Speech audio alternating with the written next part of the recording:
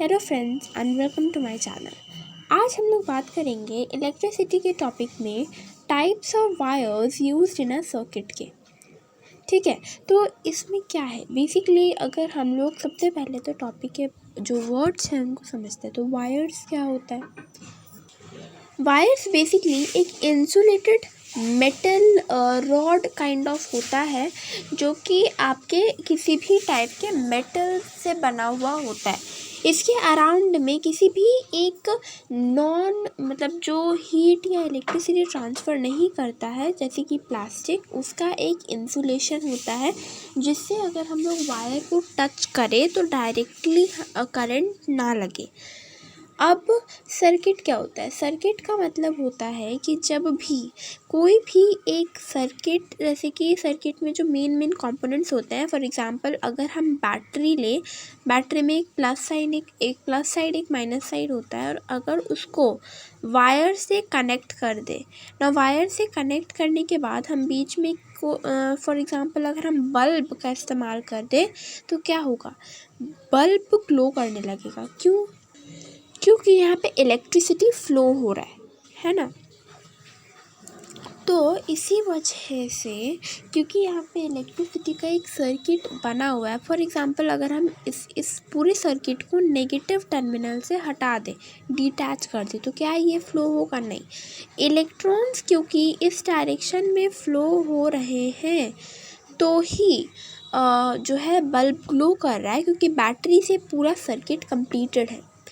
तो अब ये तो हो गया बिल्कुल ही सिंपल वाला डायग्राम। पर जो हम लोग घर में एप्लायंसेस यूज़ करते हैं, जिसमें फैंस हो गया, लाइट बल्ब्स हो गया, इसके बाद जो भी ट्यूबलाइट्स वगैरह हो गया, तो उसमें इस तरीके का जो अरेंजमेंट है वो बेसिक नहीं, इतने बेसिक नहीं, थोड़ा सा एडवांस लेवल पे प्रेजेंट होता है ना। आपने अपने घर में ये जो कॉर्ड रहता है ये देखा होगा।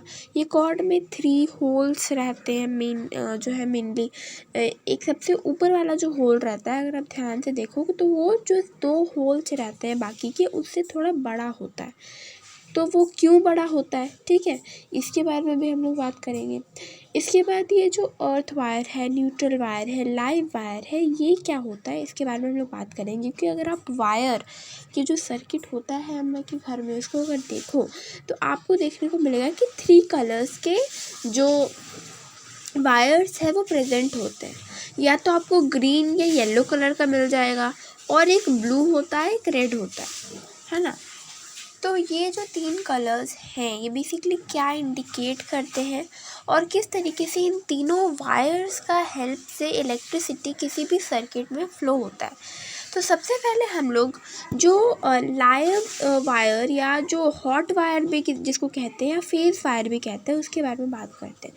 तो जो लाइव वायर, हॉट वायर या फेज़ वायर होता है, इसमें क्या होता है कि हम लोग को पता है कि जो इलेक्ट्रिसिटी है वो मेन जहाँ पे इलेक्ट्रिसिटी जनरेटिंग सोर्स से हमारे घरों तक आता है, उसके बीच में बहुत सारे वोल्टेज चेंजेस हम लोग को देखने को मिलता है।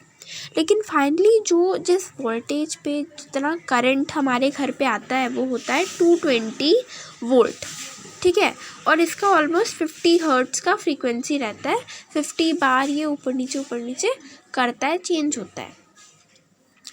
तो ये जो लाइव वायर है ये इलेक्ट्रिसिटी को, जो आपके सिटी सब स्टेशन होता है जहाँ से आपके घरों तक इलेक्ट्रिसिटी आता है, सबसे पहला जो आखिरी स्टेशन होता है बेसिकली, वहाँ से जब आपके घरों में इलेक्ट्रिसिटी आता है तो ये लाइव वायर ही लेके आता है।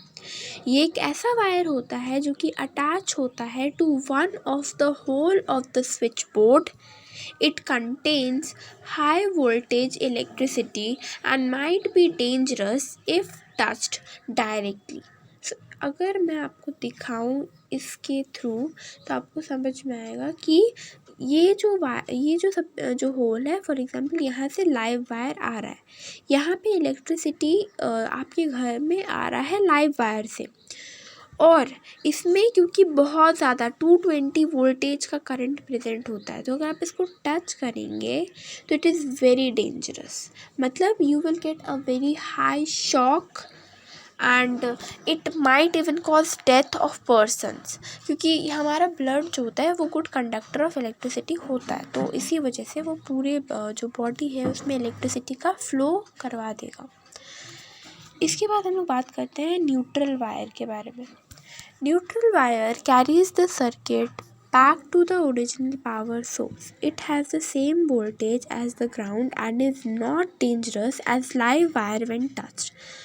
तो ये जो लाइव वायर जो इलेक्ट्रिसिटी लेके आया उसको वापस लेके जाने का काम फिर से उसी जनरेटिंग सबस्टेशन तक या फिर जो मेन पावर जनरेटिंग स्टेशन है वहाँ तक वो काम करता है न्यूट्रल वायर, जो कि लाइव वायर से इलेक्ट्रिसिटी लेके न्यूट्रल वायर तक पहुँचाएगा।